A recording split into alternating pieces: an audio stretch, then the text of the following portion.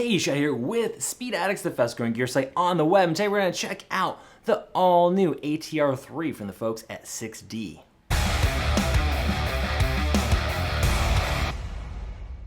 Before we jump in and tell you all about this brand new ATR-3 from the folks over at 6D, before we do that, do us a favor, hit that subscribe button, get locked into the latest and greatest in the industry. You're always going to get the first look and the best information here at Speed Addicts. Also, if you're going to do some shopping for gear, specifically this one, we make it real easy. There's a link in the description below. They'll get you right over to the full selection of ATR-3 helmets at speedaddicts.com. Shop with us. That's what pays the bills here. We really appreciate your business. And if you're in SoCal, come check out the new Superstore in Orange County with the world's greatest helmet selection.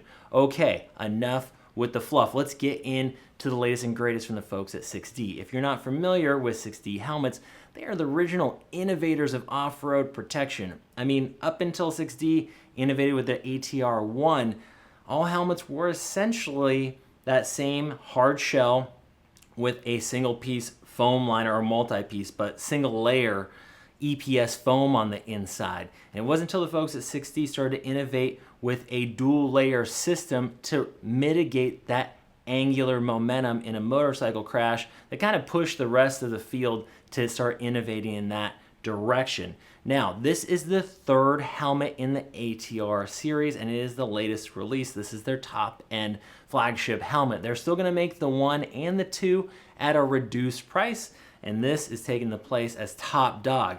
Now, what I'm super excited about with the ATR-3 is that they finally got this thing nice and light. That was the #1 complaint about this helmet, or the prior 6D helmets. Yes, clearly in lab testing, it is doing a better job, especially at reducing that angular energy and impact, which is a leading cause of TBI and motorcycle accidents. It's doing its job, it's beating its competitors, but #1, it is a little on the pricey side, not so much compared to a lot of the other flagships these days, but it was always a little bit more expensive. The other thing was that it was heavier, okay? So to accomplish their mission of reducing that rotational energy, I'll just show you the box. They have that 2-piece EPS liner system with the shock towers, okay? For that to do its job and get baked in, always added a fair amount of weight. A lot of times they're about a half a pound heavier than some of the lighter motocross helmets on the market, but I'm excited to tell you that is no longer the case. So the big shift here, if you take away one thing about the ATR-3, is that it's significantly lighter than its predecessors. It's now coming in at 1350 grams or 2.9 pounds. So if you're not familiar with motocross helmet weights, what you need to know is that anything sub 3 pounds, you pick it up and you go, oh, damn, this is light. Okay, a lot of helmets run 3.5. The worst ones can creep up to 4 pounds. Okay, that's real heavy. But a off-road helmet that is lightweight is going to be right around or below 3 pounds, and 6D's hit it. So there is no more reason why you shouldn't pick up a 6D, because it is the ultimate in protection as far as I'm concerned. And by the lab testing that they've showed me, not only is it outperforming a lot of the competitors, but it's also even outdoing themselves. So that ATR-2, which was their prior high bar, this thing is doing even better. We'll splice in some graphics here. I'm estimating it looks like when it comes to that rotational energy management, it looks like it's doing around 10%, just based on the graphs they're showing us here that we'll splice in better. And then even in the linear impacts, the straight on blows, it's doing better than the ATR-2. In the more extreme impacts, the higher velocity ones, you're gonna see an improvement. We'll put that graph in here. So it's safer now. It's as light as any of the top tier peers it's going against. And the price compared to their ATR-1 when that went live, it's only gone up a little bit over the years. So I think their original helmet was $699 or something like that for the ATR-1, and now their new flagship starts at $759 for the solids, and the graphics they get a few bucks more for. Okay, so the price hasn't grown, but they've given you a lot more. This helmet's gotten a lot lighter. It's really good looking. There's a lot to go over here, but the weight is #1. Also the footprint. So that was another thing that folks brought up, is that the older helmets were bigger. So the overall footprint, the dimensions of the shell were a little bit bulkier, okay? So this is the ATR-3 on my right. This is an ATR-2. And I don't know if you're gonna be able to tell on camera, but this one is obviously wider and bulkier. With the new ODS system, the redesigned ODS system that's in the ATR-3, they've reduced the amount of shock towers that are required while improving the performance and reducing the weight and the overall dimensions. So it's the best of all worlds. Not to say this one was bad, this is just a huge step forward, and you can tell it is smaller, it is lighter, and it's going to be more comfortable, less neck fatigue, and so on. So in terms of the design updates, number one thing I noticed like right out of the box is that the way the visor system is done is a little bit different. This is a smooth flush finish with the visor screw, whereas this kind of had these big gnarly screws on it. The brow ventilation is done a little bit differently, and same with the chin bar. Just updated, more modern all the way around from the ATR-3, but with some of the still like distinct 6D design cues in there. Okay, now you've seen them back to back. We can move that guy out of the way. Now, while we're talking about safety, let's tell you, this thing checks all the boxes. You're gonna be DOT, of course, also passing that EC 2206, which is the new updated standard out of Europe. Not only does it pass EC 2206, it smashes it. There's a graph they showed us of what's allowed in terms of passing that EC 2206 test, and this thing is not even close, okay? So it just blows the doors off the EC 2206, and it also passes FIM 02. If you're not familiar with FIM homologations, it is the top tier over in Europe. If you ride street bikes, you're more familiar with it, but a lot of racing organizations are probably gonna start to, if they don't already, require FIM certification. I know they do in many organizations over in Europe already. So it checks all those boxes and then some. Intermediate oval fit, when we're talking about fit on the 6D helmets, if you tried one on before, if you tried the ATR-1 on, the fit might be a little bit different than that. But if you tried the ATR-2, they really improved the fit between the 1 and the 2. The 3 is similar to the 2, okay? So they got the fit dialed in. It's a nice intermediate oval. It fits true to size. There's lots of cheek pad combinations, so if you need to adjust your cheek pads, that's no problem. We can help you out with that. Again, we've got them here in store, in the Superstore in Orange County if you want to come by and check one on. And so you shouldn't have any issues with the fit. Sizes extra small through to extra large are available. And remember, if you're shopping online with us, take advantage of the no-cost returns. If you get the helmet, you got 90 days to return it as long as you haven't ridden in it. Sit on the couch, test fit it, make sure you're in love with the fit. If you're not, call and talk to one of our experts, or just do self-serve return right there on the site. We're going to cover that return shipping as long as you live in the lower 48 states.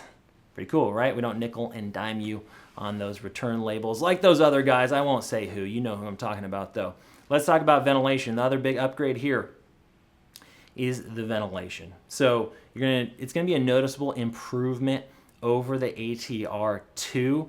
I'm told maybe 10 or 15% better, just because of the way the internal ODS system has been redesigned to facilitate air getting through those layers of EPS and getting out the back, get the Venturi exhaust. And you need plenty of room around your goggles. They keep making them bigger and bigger, so you'll get a little bit of airflow there, but they really rammed air in above that brow vent, and then plenty of room to work on the chin bar here. Okay, they call it air gap ventilation system with ram air direct to brow cooling. That sounds a lot better than what I just said, but you get the point. In the back, they have a cervical spine relief in the lower section of the shell. You just see a little bit of that relief, which could make a difference should your head end up moving backwards, okay? So safety, safety, safety, that is the name of the game. Up here in the chin bar area, you have a massive collarbone protection on this top, or on the forward piece of the chin bar there. That is a sternum pad, and also cutaways in the collarbone section. So if the bottom of the helmet is making contact with your body, that can cause injuries. They're either trying to pad it or just cut it away altogether. The visor is meant to shear in case of an accident. You have 3 mounting points, 2 on the side, and then you get an adjustment up and down in the middle. These ones, like I said before, compared to the prior models, they've improved the design of how that looks. It doesn't stick out now. It's flush. It does take, you could probably find something in your garage that'll work with this, but they give you a little key to take those on and off. They do not include an extra visor in the box, but they do include a mud extender. So if you're gonna race those mud motos, you put that on and it'll help the mud from collecting on the helmet. The roost guard here, up here in the top of the chin bar, is now removable. Prior, that was fixed in place. So they're giving you a little bit more flexibility on that. Let's flip this bad boy. Oh, it's so light, it almost floated away. Let's flip it over. Check out what they're doing on the inside. Another upgrade compared to the prior models is they now have a magnet on the chin strap tail, which is nice. So that's gonna jump back into place. You don't have to fiddle around with it and find the exact snap. We like that. Gonna open this up. You now have titanium D-rings. Save those ounces anywhere they can, okay? So titanium D-rings, nice touch. We've seen that with a few manufacturers before. But the magnetic thing seems like a small upgrade for them. But when you have it, it's so much nicer than messing with the snaps. Okay, emergency quick release cheek pads, of course. So we're gonna go ahead and pull these guys out. Again, available in different sizes. This helmet comes stock, this is a large, it's coming stock with 40 mil. These are pretty thick, pretty plush. If you need to move in either direction, we can help you do that after you get the helmet. Again, if it doesn't fit just the way you want to, talk to us first. Sure, you could go to our self-service return page and print a label, but if you dig the helmet, you just need a small adjustment, maybe call us, we can help you out. Okay, so these are breathable, antimicrobial, and fairly comfortable cheek pads. We'll move them out of the way there. Okay, now that we got the cheek pads out, you see a speaker pocket. Yes, that's another upgrade that they put in. Hey, Shad, I'm not gonna run speakers, I'm racing motocross. That's okay, you don't need to. If you got big ears though, you'll still appreciate those speaker pockets because it's gonna give you a little bit of extra space to put those elephant ears, okay? But if you're gonna run speakers, you're riding recreationally, something like that, then it's nice that they have it because I know a lot of folks, myself included, do like to run comms from time to time. Another upgrade is that the helmet is now eject system compatible. What is an eject system? Well, it does that. It ejects you from your helmet. So you see that postage stamp, it's bigger than a postage stamp. You see this big square in the back of the helmet. That is where the eject system sits. What it is an air bladder that can be inflated by, and it has a little valve on the side of the helmet. It's an air bladder that's inflated by EMS if they have to get you out of here, okay? Carefully, they remove your cheek pads, they slide those out, and then they'll carefully inflate that to gently ease the helmet off your head if you are in an accident. Okay, that's the eject system. You notice the channels, the ports, this thing has a lot of ventilation. Those are the sort of updates that are promoting the air to flow between the layers and onto your scalp. Here's your headliner. It's got a nice pillow quilt to it. It looks cool, it sits nicely, and it is comfortable. Also replaceable. Well, we're talking about the EPS liner and either things you can replace, or in the event of an accident, you can actually rebuild the helmet. So yes, it's $700+, but if you are in a crash that does not compromise the exterior shell, but it just compromises the foam EPS on the inside, they can rebuild your helmet over at 6D Helmets. You send it in there in about a week to 2 weeks. Don't quote me on that. Depends how busy they are. They will rebuild the helmet. They'll put a completely new ODS system inside the helmet and ship it back to you for only $130. So yeah, if you're in a get off that doesn't compromise the shell, it's only gonna cost you $130 instead of those other guys where you have to throw the whole helmet away if the foam is compromised. And yes, even in small accidents, a lot of times the foam becomes compressed. No matter the helmet, that thing is in trouble, okay? Because if you hit in that same spot, it's not gonna absorb energy the way it should, and the energy that is not absorbed goes into your gray matter. We don't like that. 3-year warranty. Backing this up from the folks over at 6D, which is nice considering the investment. You see this is the 2-layer system, okay? At this point, we have spliced in some graphics to illustrate that ODS system that I keep talking about. But this is the interior layer, and then there is an exterior layer inside of here. And those are held together by those shock towers that allow it to move and absorb that rotational energy. There's actually a slippery layer between them too. So the name of the game, safety. There's no more excuses to not ride a 6D.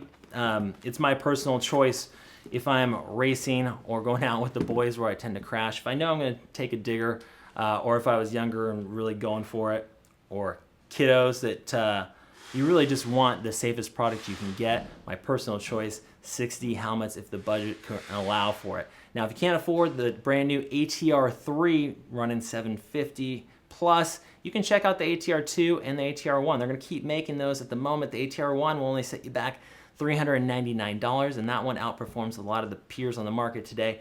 And the ATR-2, great performer as well, and I think that's been stepped down to about $599 now. So if you're on a little bit tighter budget, check those out.